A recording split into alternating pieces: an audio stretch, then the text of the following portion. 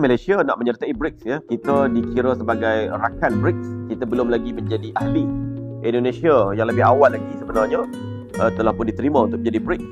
Jadi BRICS ini satu alternatif ya, menjadi satu alternatif baru pada dunia. Sertai tak sertai itu saya pun tidak pastilah baik tak baik. Tapi ceritanya adalah yang duduk dalam BRICS ketika ini adalah pasaran terbesar market dunia. Pasaran terbesar dunia pada ketika ini, kalau kita tengok, China adalah pasaran terbesar, India pasaran terbesar. Dua-dua negara ni ada penduduk sebanyak 1.4 bilion sama. Tapi dari sudut kita katakan purchasing power, China lebih daripada India. Sebab China sejak dia memulakan reformasi ekonomi sejak tahun 1978 itu, untuk 4 dekad ini dia berjaya mengeluarkan 800 juta rakyat daripada kemiskinan, menjadi kelompok yang middle class yang mampu untuk membeli lebih daripada orang lain. Cuma China ini dia bukan sekadar bergantung kepada pasaran luar semata-mata, tetapi di antara yang menjana ekonomi dia adalah dipanggil sebagai domestic consumption. Sekarang ni domestic consumption apa dia? Maknanya perbelanjaan rakyat tu sendiri. Kita macam di Malaysia ini ataupun mana-mana negara, bila kita dapat gaji bagi yang bekerja lah, kita dapat kita punya salary setiap bulan, ataupun bagi yang berniaga dapat dia punya pendapatan, dapat dia punya keuntungan jualan dia setiap bulan, dia tak boleh dapat dia simpan saja, dia kena berbelanja. Itu pusingan. Jadi bila kita berbelanja, rantaian ekonomi itu akan bergerak lah. Itu yang tidak berlaku ketika mana COVID. Satu, yang dapat gaji, tapi perbelanjaan pun kurang, kecuali barang-barang asas lah waktu itu, sebab kita tak boleh keluar rumah. Itu di efek pada ekonomi. Jadi bila kita punya domestic consumption itu berlaku dengan begitu giat, maka pusingan ekonomi itu juga akan berlaku secara aktif. Jadi kita dapat gaji, kita berbelanja sebahagian besar daripada gaji itu, sama ada pergi bayar hutang bank ataupun pergi berbelanja di barangan-barangan runcit, isi minyak kereta dan sebagainya. Semua itu dia akan berpusing. Jadi mereka dapat keuntungan, syarikat-syarikat ni pula bayar cukai kerajaan bayar balik gaji itu, dia ada pusingan dia. Itu adalah domestic consumption. Domestic consumption ini sangat penting dalam perkembangan ekonomi mana-mana negara pun. Dan China ni kita tengok, dalam keadaan ekonomi dia yang besar dan size population rakyat dia yang besar, domestic consumption dia itu juga besar. Rakyat dia sendiri punya nilai belian itu tinggi. Kalau kita tengok antara hari yang popular untuk mereka shopping ialah 11/11, 11 hari bulan 11 setiap tahun. 11 hari bulan 11 adalah tarikh mereka berbelanja. Di mana-mana tempat pula sekarang ni popular 11 bulan 11. Kita di Malaysia pun 11 bulan 11 kita berbelanja. Tahun 2021 saja, perbelanjaan di dalam online shopping ni, kita e-commerce dia ni, sekarang antara yang popular dia Taobao. Saya cukup popular dengan Taobao di sana. Satu Pinduoduo, banyak lagi lah, Alibaba dan sebagainya. 11 hari bulan 11 tahun 2021 saja, itu ketika tengah COVID.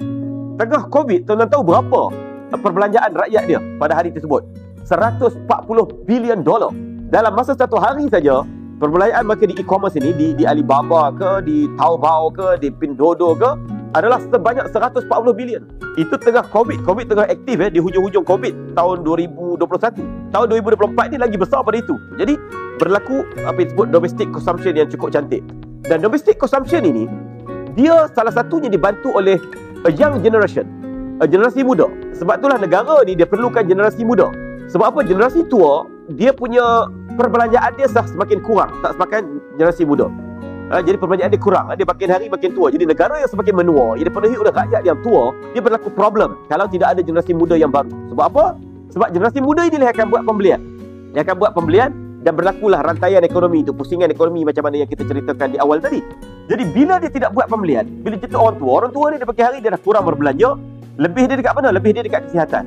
Jadi kerajaan mana-mana negara kalau dipenuhi oleh rakyat yang tua, dia terpaksa berbelanja lebih untuk rakyat dia, bagi keperluan kesihatan rakyat dia, bagi pengurusan pencen rakyat dia dan sebagainya, berbanding negara yang banyak golongan muda. Ini terbalik, tuan-tuan. Dekad-dekad yang lalu, banyak orang melihat negara yang ramai rakyat adalah negara yang miskin, dan negara yang sedikit rakyat adalah negara yang kaya, sebagaimana negara-negara Eropah. Negara yang ada puluh juta rakyat tak banyak. Jerman, Perancis, Britain, Itali, Spanyol, dan ada mungkin 1-2 negara ni. Kebanyakan negara-negara lain penduduk dia adalah bawah 10 juta. Jadi dahulu mereka dikenali sebagai negara yang kaya. Tapi kali ini terbalik. Kuasa-kuasa ekonomi baru ini datangnya daripada negara yang ramai rakyatnya. Pertamanya China 1.4 bilion, yang keduanya India 1.4 bilion rakyat juga. Kemudian Brazil juga sekitar 100 juta ke 200 juta rakyat. Kemudian sekarang ni muncul Afrika Selatan, juga rakyat dia ramai. Begitulah di negara-negara lain. Dan kita rantau ASEAN. Rantau ASEAN kita ada 600 juta dimulai di Indonesia. Indonesia ada 290 juta, dekat 300 juta rakyat dia. Kemudian Filipina 115 juta, kemudian Vietnam sekitar 90 juta, kemudian Thailand dalam 60 juta, kemudian Myanmar, kemudian Malaysia 30 juta. Jadi kita juga rantau yang berkembang jumlah rakyat dia. Dan yang penting adalah rakyat yang muda. Maknanya jumlah anak-anak yang baru dilahirkan itu penting untuk satu hari nanti dia terlibat dalam menggerakkan ekonomi negara. Jadi China pernah berdepan dengan masalah sebelum ini. Walaupun bila rakyat terlalu ramai, maka dia buat one child policy, kemudian diubah. Jepun hari ini bermasalah, sebagaimana Western Europe juga bermasalah. Kenapa? Tak ramai yang kahwin. Kalau yang kahwin pun tak ada anak. Kalau ada anak pun anak satu saja. Tapi banyaknya yang memang yang tak nak anak. Ya, itu berlaku di Jepun. Sebab tu Jepun hari ini agak menguncup dari sudut itu. Kenapa?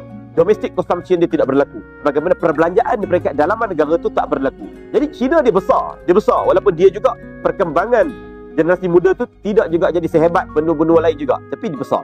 Dan sebelum daripada COVID, satu budaya yang ada dalam masyarakat China ini ialah 30% daripada gaji mereka adalah untuk saving. Mereka simpan gaji mereka 30%. Sebab tu kita tengok dalam satu dialog yang diadakan, kalau tak silap saya, di World Economic Forum di Davos, kalau tak silap, oleh Jack Ma satu ketika dahulu. Dia mengatakan bahawa budaya China itu 30% adalah simpanan, saving 30% daripada dia punya salary, daripada dia punya gaji. Berbeza dengan orang Amerika, purata hanya 3% sahaja yang menyimpan. Itu beza. Orang-orang China itu dia menyimpan untuk masa depan. Orang-orang Amerika pula dia membuat hutang untuk perbelanjaan hari ini. Itu beza dia. Tetapi ada sedikit perubahan, bukan sedikit, besar perubahan selepas daripada COVID-19. Kebanyakan generasi muda di China, dia punya saving dia daripada dulu 30%, sekarang sudah menjadi 50%. Maknanya separuh daripada gaji dia kebanyakannya simpan. Sebab apa? Sebab dia dah rasa bagaimana peritnya 2 tahun pandemik COVID-19 menyebabkan berlakunya kemelut ekonomi dan sebagainya. Akhir sekali mereka takut masa depan berulang perkara yang sama. Akhir sekali 50% daripada gaji mereka hari ini mereka simpan. Jadi bila mana dulu 30%, sekarang ni 50% saving daripada dia punya salary, daripada dia punya gaji, maka ia juga memberi kesan kepada domestic consumption. Walaupun kekal domestic consumption dia adalah yang terbesar, tetapi ia turut memberi kesan kepada keperlahanan ekonomi. Betul, ada keperlahanan. Mana kenaikan ekonomi itu sedikit perlahan. Salah satu puncanya ialah penurunan domestic consumption tadi disebabkan bukan rakyat tak ada duit, tapi rakyat makin banyak meningkatkan saving mereka. Simpanan mereka makin banyak. Kalau dulu 30%, sekarang 50%. Ini untuk kita faham. Tapi berbalik tentang BRICS tadi.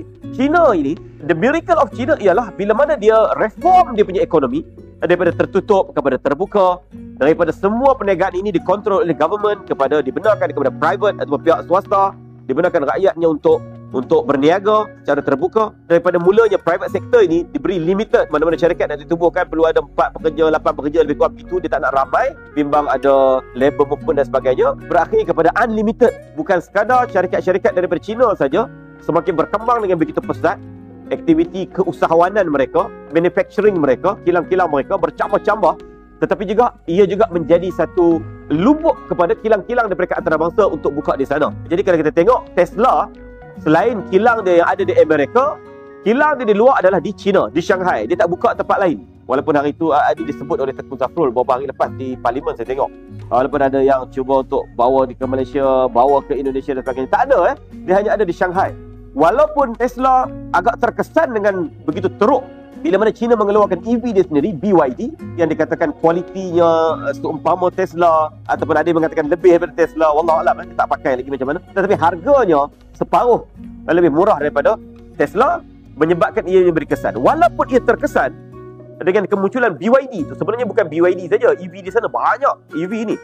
Walaupun dia terkesan, tetapi tetaplah China itu adalah market terbesar kepada kenderaan Tesla ni, tuan-tuan. Jadi itu situasinya. Jadi walaupun, ada kita balik kepada BRICS tadi, bagus tak bagus, walaupun Amerika, khususnya di era Trump, kemudian sambung zaman Biden, trade war ini, walaupun zaman Biden dia tak sebut trade war, tak sebutkan, tapi sebenarnya dia mengekalkan banyak benda yang Trump buat. Tak banyak ubah sangat pun zaman Biden itu, walaupun dia mengatakan nak baiki hubungan. Dan sekarang sambung di era Donald Trump, walaupun berlaku tegang hubungan di antara kedua negara ini, termasuk dalam kait ekonomi, tetaplah China itu adalah pasaran terbesar kepada produk-produk Amerika. Kita sebutkan tadi Tesla, kemudian saya sebutkan lagi Apple. Jualan Apple tertinggi juga adalah iPhone ke, iPad ke, jualan tertinggi dia juga adalah di China. Begitu juga dengan produk lain, Starbucks ataupun McDonald's dan sebagainya, termasuklah aplikasi yang kita gunakan ini. Begitu juga dengan India. Tuan-tuan tengok India hari ini, dulu dikenali sebagai negara yang miskin, rakyatnya ramai, tapi hari ini India menjadi market ataupun pasaran baru yang memang sangat-sangat digilai oleh negara-negara lain yang ada di dunia. Kenapa? Penduduk dia ramai. Walaupun ramai yang miskin, tetapi pastinya golongan kaya yang ada dalam negara tersebut jumlah dia lebih besar daripada golongan kaya yang ada di negara-negara, setiap negara-negara di Eropah. Sebab apa? Sebab population dia besar. Kalaulah di Eropah itu, kita kata ambillah mana negara yang ada 10 juta penduduk. Kita katakanlah yang mampu untuk membeli barang-barang mewah ini ada, kita kata 50%. 50% daripada 10 juta baru ada 5 juta. Tapi kita katalah India yang mampu membeli barang-barang mahal ini sekitar 1% saja. 1% daripada 1.4 bilion tu banyak mana, tuan-tuan? Sudah pun 14 juta.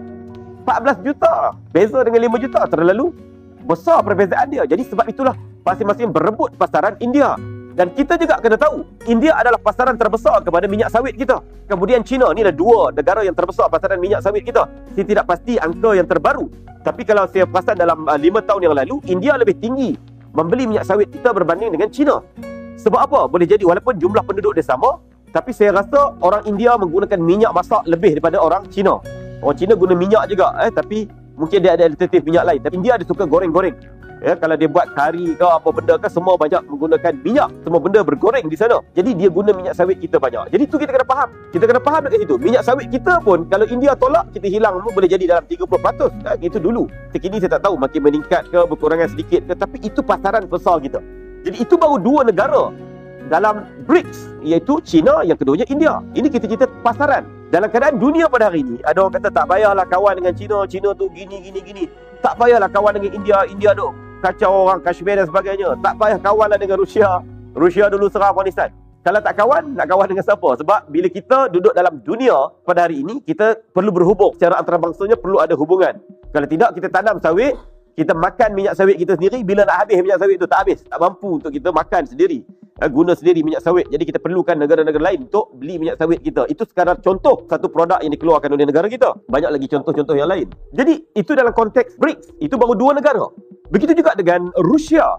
Walaupun Rusia itu, kita katakan duduk jauh daripada kita, Rusia punya population adalah yang terbesar di Eropah. Rakyat dia 100 juta lebih. Kalau tak silap saya 160 juta, saya tak tahu yang terkini. Jadi dalam konteks negara Eropah, tidak ada negara Eropah yang penduduknya melebihi 100 juta. Tidak ada. Paling banyak Jerman. Berapa Jerman sekarang? 60 juta apa begitu ya. Jadi dia sekarang ni dunia perlukan kepada population yang besar. Perlukan kepada penduduk yang besar, market yang besar. Untuk apa? Untuk menjual produk-produk mereka, perkhidmatan-perkhidmatan mereka. Jadi nak tak nak, Rusia juga adalah market yang sangat besar. Kemudian BRICS, siapa lagi? B, Brazil. Brazil juga adalah kuasa ekonomi di Amerika Latin. Selain daripada Amerika dan Kanada, Brazil adalah kuasa ekonomi juga di sana.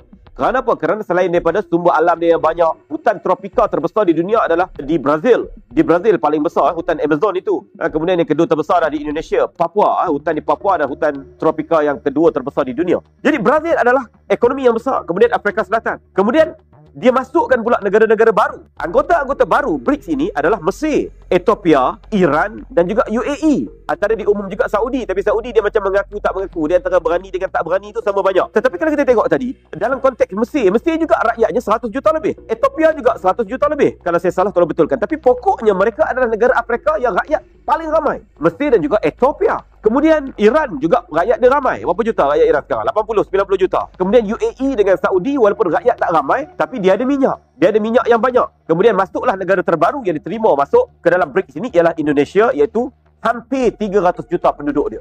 Jadi pokoknya, sama ada negara itu kuat ke tak kuat ke, ketenteraan dia kaya ke tak kaya ke, tapi nombor satu, dia ada syarat ekonomi yang sangat diperlukan oleh dunia ketika ini. Itu market dia besar. Kenapa? Population dia besar.